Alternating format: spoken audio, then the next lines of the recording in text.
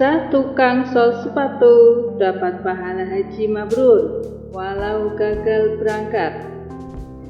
Sebelum kita lanjut, jangan lupa klik tombol subscribe dan aktifkan dulu loncengnya ya sahabat.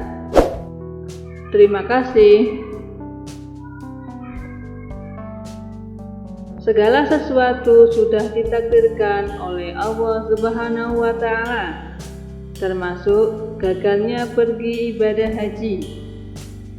Hal ini bukan kali pertama terjadi. Bahkan seseorang bisa mendapatkan pahala haji mabrur walau tidak jadi berangkat ke tanah suci untuk menyempurnakan rukun Islam kelima tersebut. Salah satunya seorang laki-laki yang bekerja sebagai tukang sol sepatu ini. Mengutip dari laman Laduni, Kamis 4 Juni 2020, seorang ulama ahli fikih dan hadis, Abdurrahman Abdullah Ibnu Al-Mubarak, setelah selesai menjalankan prosesi ibadah haji, kemudian tertidur. Saat tidur, ia bermimpi dua malaikat turun dari langit dan saling bercakap. Dalam percakapan, kedua malaikat tersebut membahas tentang jamaah haji yang tidak diterima ibadahnya. Padahal ketika itu jumlah jamaahnya mencapai 600.000 orang. Abdurrahman Abdullah Ibnu Al-Mubarak pun menangis. Ia bergetar karena khawatir jika ibadah hajinya itu sia-sia dan tidak diterima Allah Subhanahu wa Ta'ala seperti apa yang diperbincangkan kedua malaikat tersebut. Ulama itu berpikir semua orang telah datang dari belahan bumi yang jauh hanya untuk beribadah haji, dengan kesulitan yang besar dan keletihan di sepanjang perjalanannya. Mereka telah berkelana, namun sayangnya semua usahanya menjadi sia-sia. Sambil gemetar, ia melanjutkan percakapan kedua malaikat itu yang masih membahas tentang ibadah haji. Tiba-tiba salah satu malaikat itu mengatakan bahwa ada seseorang yang mendapatkan pahala haji meski tidak jadi berangkat. Namun ada seseorang yang meskipun tidak datang menunaikan ibadah haji, akan tetapi ibadah hajinya diterima dan seluruh dosanya telah diampuni. Berkat dia, seluruh ibadah haji mereka diterima oleh Allah, kata salah satu malaikat itu.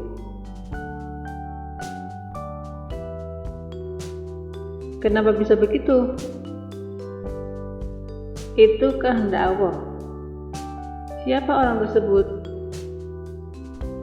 Ali bin Al-Muwafaq, tukang sol sepatu di kota Damaskus. Mendengar pernyataan malaikat itu, Abdullah Ibnu Al-Mubarak pun terbangun dari tidurnya. Ketika sepulangnya berhaji, ia langsung menuju Damaskus, Syria, mencari keberadaan tukang sol sepatu yang mendapatkan nikmat Allah Subhanahu wa Ta'ala berupa pahala haji. Setiap sudut kota Damaskus ia telusuri, mencari tukang sol sepatu yang disebutkan kedua malaikat di dalam mimpinya itu. Kemudian ia mendapatkan kabar bahwa Ali bin Al-Muwafaq berada di tepi kota. Abdullah Al-Mubarak bergegas ke lokasi tersebut. Pencariannya berhasil. Ia menemui seorang pria dengan pakaian lusuh. "Benarkah Anda Ali bin Al-Muwafaq?" tanya Abdullah Al-Mubarak. "Betul Tuan, ada yang bisa saya bantu?" kata Ali. Kemudian Abdullah Al-Mubarak pun bertanya, mengapa Ali bisa sampai mendapatkan pahala haji mabrur. Mendengar itu, Ali kebingungan karena ia sendiri tak tahu apa yang membuatnya mendapatkan pahala tersebut. Abdullah Al-Mubarak meminta Ali menceritakan apa saja yang ia lakukan di dalam kehidupannya selama ini. Ali pun akhirnya menceritakannya. "Sejak puluhan tahun lalu, setiap hari saya menyisihkan uang dari hasil kerja saya sebagai tukang sepatu. Sedikit demi sedikit saya kumpulkan, hingga akhirnya pada tahun ini saya memiliki 350 dirham, cukup untuk haji saya. Saya sudah siap berhaji," kata Ali. Tapi sayangnya Ali gagal berangkat karena istrinya saat itu sedang mengidam yang sangat berat. Saat itu istrinya menginginkan masakan yang aromanya ia cium. Kemudian Ali mencarinya dan menemukan asal sumber aroma masakan tersebut dari dalam gubuk reot. Di situ ada seorang janda dan 6 anaknya. Saya mengatakan kepadanya bahwa istri saya ingin masakan yang ia masak, meskipun sedikit. Janda itu diam saat memandang saya, sehingga saya mengulangi perkataan saya, ujar Ali bin Al-Muwaffaq. Tapi janda itu tidak ingin memberikan makanan yang dimasaknya, dengan alasan makanan itu halal baginya dan haram untuk orang lain. Ternyata daging yang sedang ia olah itu bangkai keledai. Mereka tidak bisa makan dan terpaksa mengambil bangkai tersebut. Merasa iba, Ali akhirnya kembali ke rumahnya untuk memasak makanan sehat dan halal. Kemudian kembali lagi ke gubuk reot dan sekaligus memberikan uang tabungan hajinya. "Pakailah uang ini untukmu sekeluarga. Gunakanlah untuk usaha agar engkau tidak kelaparan lagi." Mendengar cerita tersebut, Abdullah Al-Mubarak tak bisa menahan air matanya. Terungkap sudah rahasia mimpinya itu.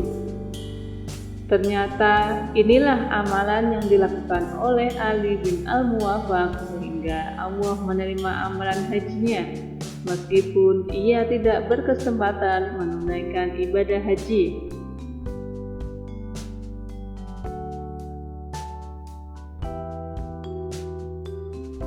Wakil Ketua Majelis Dakwah dan Pendidikan Islam Madani, Ustadz Ainul Yakin, mengatakan bahwa kisah tersebut diambil dari kitab Ihya Ulumuddin karya Hujjat al-Islam Al-Iman Al-Ghazali,